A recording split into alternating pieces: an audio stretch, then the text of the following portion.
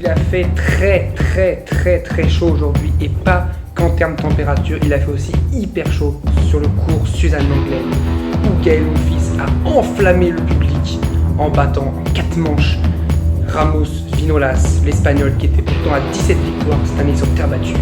Gaël Monfils en méforme contre Ramos Vinolas en pleine forme, ça pouvait être un match déséquilibré sur le papier. On en parle tout de suite. Un vrai test, c'était peut-être là le vrai test contre un adversaire que vous respectez beaucoup. Salut à tous, je suis très heureux de vous retrouver encore une fois. Une très belle journée tennistique aujourd'hui, une très belle journée de Roland Garros, une quinzaine qui annonce absolument folle.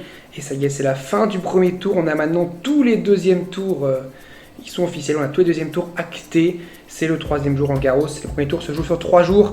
Et on va commencer avec le match de l'après-midi, le match de folie, le plus beau match pour moi d'aujourd'hui. Gaël Monfils, la montagne russe, oui parce qu'on l'appelle la monf, et c'était un petit peu une montagne russe sur ce match. Gaël Monfils qui a très mal commencé, 6-1 pour Ramos Vinolas, un deuxième set qui a beaucoup joué, Ramos Vinolas qui a eu une balle de 2 manches à 0 que Gaël Monfils sauve très bien, et puis derrière Monfils qui déroule, Monfils emmené par le public, totalement enflammé. Il a même dit à la fin du match, on a gagné, il n'a pas dit j'ai gagné, il a dit on a gagné. Le on, il y avait le public dedans, un match absolument fou. Un Ramos Vinolas qui m'a vraiment déçu, parce que Ramos Vinolas est un joueur hyper régulier, normalement il fait très peu de fautes. Là je trouve qu'il a fait beaucoup de fautes, j'ai pas les stats en tête mais il a fait beaucoup de fautes. Gaël Monfils, il y a quand même une stat absolument énorme dans le premier set où il prend 6-1, il fait 4 coups gagnants, seulement 4 coups gagnants, et il en fait 56 dans les sets 2, 3, 4. Donc 56 coups gagnants en 3 sets.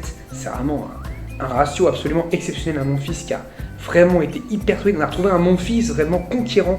Et le Monfils de Roland Garros, ça reste quand même un monstre, un joueur à part, un joueur exceptionnel, un joueur qu'il faut aller chercher. Ramos Vinolas, malheureusement, était trop court pour aller le chercher. J'ai envie de dire, c'est Ramos Vinolas qui a pioché physiquement, contrairement à Gaël Monfils, qu'on pensait que c'est lui justement qui allait piocher physiquement. Alors, autre chose, évidemment, on va parler d'un autre monde, le monde des favoris, des débuts plutôt convaincants pour Rafael Nadal et pour Novak Djokovic, plus convaincant pour Djokovic que pour Rafael Nadal, mais Djokovic joue un adversaire beaucoup plus abordable que Rafael Nadal. Le tennis sans graines sur terre battue, c'est une catastrophe. 6-2, 6-4, 6-2, un très bon match de la part de Djokovic, très solide. Des petits moments de fébrilité, d'ailleurs Patrick Mouratoglou qui l'a dit sur Prime Video, des fois il y a des moments où Djokovic il est un petit peu fébrile et puis il s'énerve un petit peu tout seul et ça peut lui coûter cher. Je rappelle que ça lui a coûté même très cher contre Carreño Busta à l'US Open.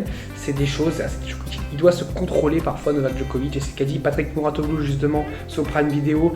Rafael Nadal Popyrin, un match plus compliqué pour Nadal, notamment dans la troisième manche où il est mené 5-2 et il sauve, enfin plutôt Popyrin rate 2 balles de 7, une double faute et un smash dans les bâches, donc oui c'est plutôt Popyrin qui rate les 2 balles de 7, mais la remontée de Nadal dans le troisième set, elle est bien réelle, c'est une vraie remontée de Rafael Nadal qui a tout fait pour emporter ce match en 3-7, les deux favoris qui ne perdent pas un set pour ce premier tour, c'était le minimum syndical, très solide.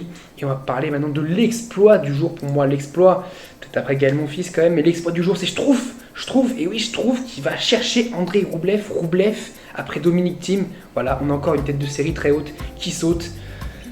Andrei Roublev, je comprends pas, qui sert dans le deuxième set pour le set, pour remporter ce deuxième set. Il est mené 2 manches à 0 comme face à Querrey, rappelez-vous l'année dernière, il est mené 2-7-0, break dans le troisième. Là il est juste mené 2-7-0 entre guillemets, il revient 2-7 partout, je me dis c'est bon. Là, Roublev, il va nous faire le même coup que l'année dernière, un peu comme Zverev, il va gagner le 5e. Et ben non, je trouve qu'il se bat et qu'il va remporter ce 5e set. Un choc, vraiment un choc, parce que Andrei Roublev faisait partie vraiment des outsiders principaux pour Roland Garros. J'avais même mis 3 étoiles dans la série en attendant Roland Garros, mais le voir perdre dès le premier tour contre Struff, pour moi son vrai test aurait pu être face à potentiellement Carlos Alcaraz au 3e tour, mais là le voir perdre contre Jan-Lennard Struff, qui je trouve cette année a un petit peu du mal, franchement je trouve est pas très bon cette année. Et là, il sort la perf du jour, on va dire, la perf en tout cas matérielle du jour en termes de classement, de faire sauter Andrei Roublev à ce moment-là. Roublev qui était sur 3 quarts de finale, en plus en grand chelem consécutif. Donc c'est une excellente performance. US Open 2020, Open Australie 2021, il y avait aussi Roland Garros 2020 aussi, évidemment. Alors le bilan, bien sûr, on est à Roland Garros, on parlait bien sûr, on est français, donc on parle bien sûr de nos bleus, de nos français. Alors qu'est-ce qu'ils ont fait en global? Les Français arrivés en 2020, on avait 9 Français au deuxième tour sur les 29. Là, on en avait encore 29 engagés. Déjà en qualification, on a fait un très bon, même 0 sur 21, 0 Français sont sortis des qualifications.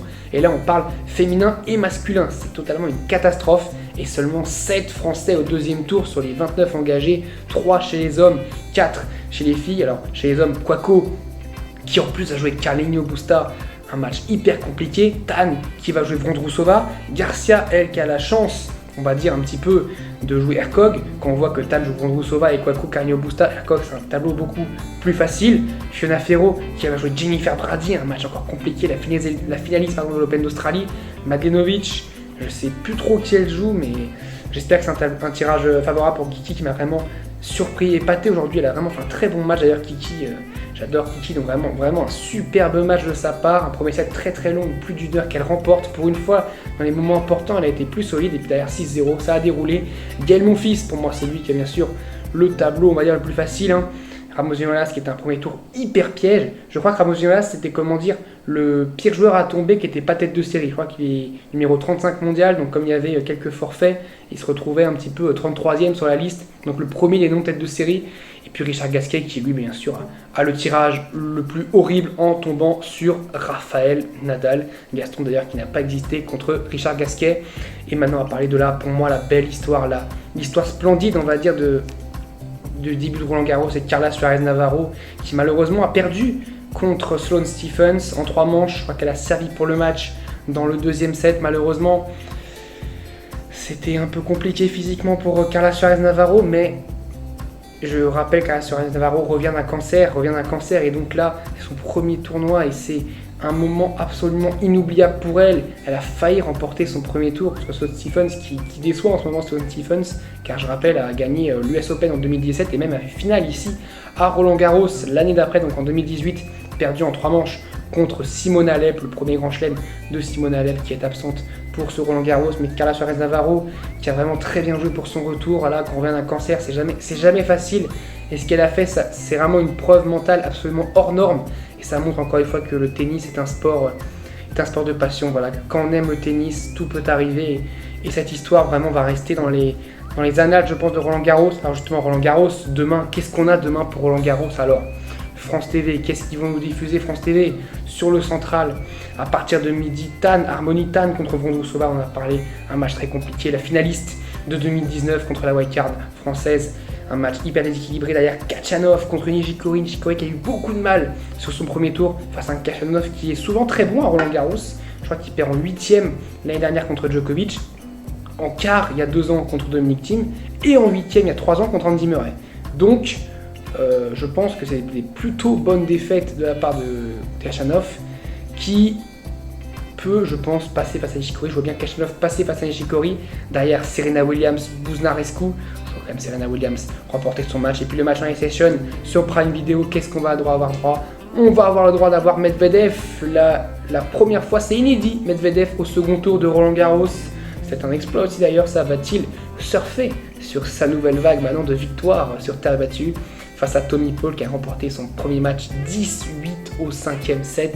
Un match absolument fou pour Tommy Paul contre O'Connell. Sur le Langlaine, on a Zverev. Que va nous faire Zverev face au qualifié Safiuline, le russe?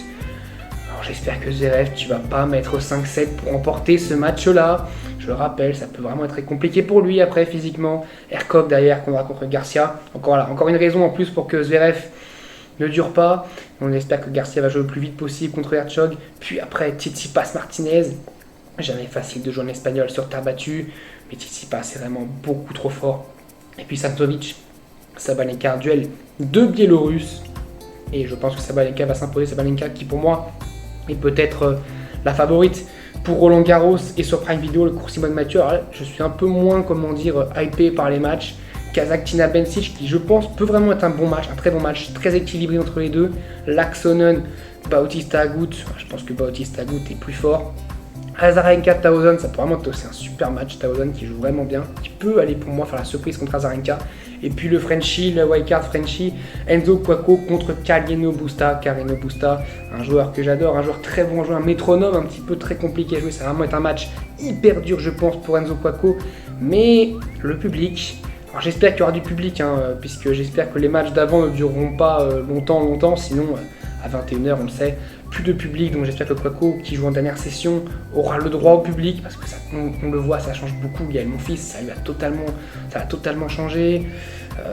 Il y avait Herbert, ça l'avait aussi transcendé, vraiment le Benoît Paire aussi, justement, vraiment le public français qui est vraiment génial cette année. Donc on se retrouve évidemment demain pour le débrief des premiers, deuxième tours. Je vous dis salut à tous, bon match de Roland-Garros, profitez bien, belle journée devant vous encore demain. Salut à tous, portez-vous bien, ciao.